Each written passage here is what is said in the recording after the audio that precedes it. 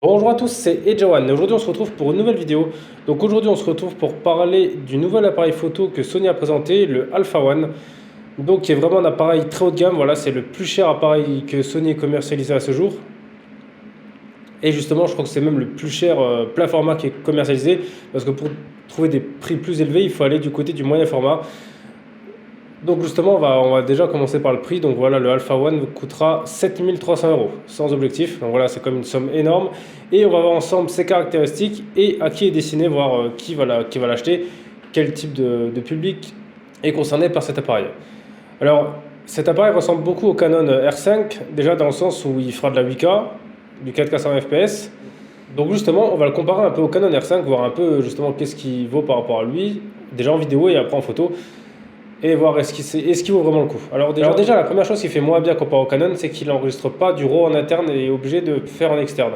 Alors ça, c'est à cause de Sony, parce que le problème, c'est qu'en fait, eux, ils ont des cartes mémoire, des CF Express type A propriétaires à eux, donc voilà, c'est des cartes de la marque Sony. Le seul problème, c'est que le type A, bah, c'est 800 mégas la seconde, et à cause de ça, eh ben, ils se pénalisent un peu, dans le sens où ils ne pourront jamais faire du RAW en interne, bah, du 8K en RAW en interne, parce que les fichiers sont trop petits. La capacité d'enregistrement du type A est pas assez élevée, c'est que 800 mégas c'est que 800 mégas c'est que 800 mégas la seconde. Donc pour moi déjà c'est un premier problème, parce que ça veut dire que dans l'avenir ils seront toujours limités, ils seront toujours obligés d'avoir un enregistreur externe si on veut avoir des performances similaires.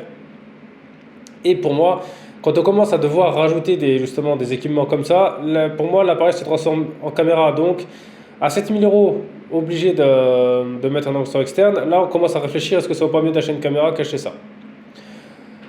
Ce qui fait de mieux comparé au Canon, c'est qu'en externe il peut monter jusqu'à 16 bits alors que le Canon monte jusqu'à 12. Alors ça c'est bien, c'est sûr, c'est mieux que le Canon, mais est-ce que vraiment ça va faire acheter des gens? Parce que si quelqu'un il veut autant de,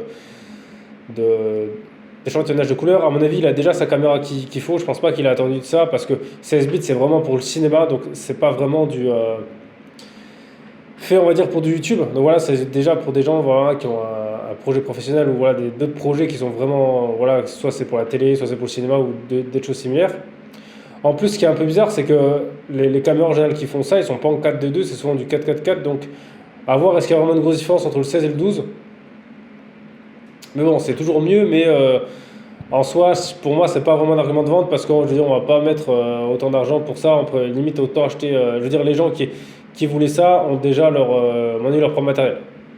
Et donc après, pour revenir à l'enregistrement interne, en fait, il fait du 4:2:10, donc voilà, donc un classique, on va dire, et jusqu'en S-Log. Voilà, donc c'est du S-Log qu'on pourra avoir la meilleure qualité d'image en interne. Sinon, après, il faudra pas passer sur un enregistreur externe. Donc heureusement que normalement l'Atomos Ninja 5 on l'a mis à jour justement pour pouvoir. Et en plus l'appareil est équipé d'USB-C 3.2 qui vaut à plus de 10 Go la seconde en vitesse de transfert, donc c'est sûr que là il pourra vraiment faire du très bon travail. Ensuite on va passer à la photo, parce que justement au niveau photo il n'est pas en reste, ils ont fait beaucoup d'améliorations. Pour moi il y a beaucoup de choses qui sont pas mal. Déjà c'est un capteur 50 mégapixels, donc c'est à peu près comme le Canon R5, donc c'est déjà très bien. Après il est capable de faire 30 images à la seconde, c'est que pour un capteur de cette taille là, et pour tout ce qu'il fait, c'est assez rare. Et aussi, quand il fait justement des rafales, il n'y a pas le voile noir. Vous voyez, quand vous faites de rafale, vous voyez, en fait, les photos, on voit qu'elles sont prises très rapidement, mais il y a un petit voile noir. Et là, il n'y a pas le voile noir. Alors, c'est sûr, c'est une super avancée technologique, mais je ne suis pas sûr que les gens vont l'acheter juste pour ça. Voilà, c'est un truc en plus, mais pour moi, c'est pas forcément un truc qui est vraiment indispensable, parce que voilà, ça gâche pas non plus. Le voile noir n'est pas forcément dérangeant quand tu fais de la rafale. Ensuite, il prend en charge la détection des yeux des oiseaux. Donc voilà, ça aussi, c'est quelque chose de nouveau. Donc c'est top, parce que franchement, c'est vraiment très précis. Pour ceux justement qui font tout ce qui est photographie animalière, je pense que ça va être un top pour eux. Et aussi, il y a 759 points d'autofocus. Donc c'est vrai que niveau autofocus, l'appareil là, il doit être très performant. Donc voilà, je vous ai un peu dit les caractéristiques principales, mais tout ça pour 7 000 €. Alors le problème, c'est que pour moi, à part les youtubeurs qui gagnent bien leur vie, ou alors par exemple tous ceux qui font des photographies de sport, parce que je sais que Sony sont partenariat souvent avec les compétitions de ski, voilà, à part peut-être pour vraiment des entreprises qui ont un partenariat avec Sony, mais en soi, en tant que consommateur, est-ce qu'il vaut vraiment le coup? Parce que en termes de caméra, alors c'est sûr que normalement il a annoncé de pouvoir enregistrer en 8K plus longtemps que le Canon, mais il n'y a pas non plus de ventilateur dedans. Donc au prix là, ils auraient pu en mettre un, parce que je suis pas sûr non plus qu'en été ça va être la folie. Et à 7000 euros, ils ont pu faire comme le S1H, hein, quitte à faire un boîtier un peu plus gros et mettre un ventilateur dedans. Parce qu'il n'y a pas d'intérêt voilà, d'avoir un appareil qui enregistre peut-être plus longtemps que le R5, mais au final, ce ne sera pas non plus un truc miraculeux, à mon avis, sans ventilateur. Ensuite, le problème, c'est justement, c'est en vidéo, en fait, il coûte 3000 euros de plus que le Canon, mais pourquoi en fait? Qu'est-ce qu'il y a de plus? À part du 16 bits en externe, mais sinon, en fait, il n'y a rien de plus. Il n'y a rien de plus et une autonomie un peu plus, je suis d'accord, peut-être que j'en lance plus, mais pour moi, c'est pas ça qui va faire que les gens vont passer, par exemple, vont pas acheter un R5 et acheter ça parce que 3000 euros, c'est comme énorme.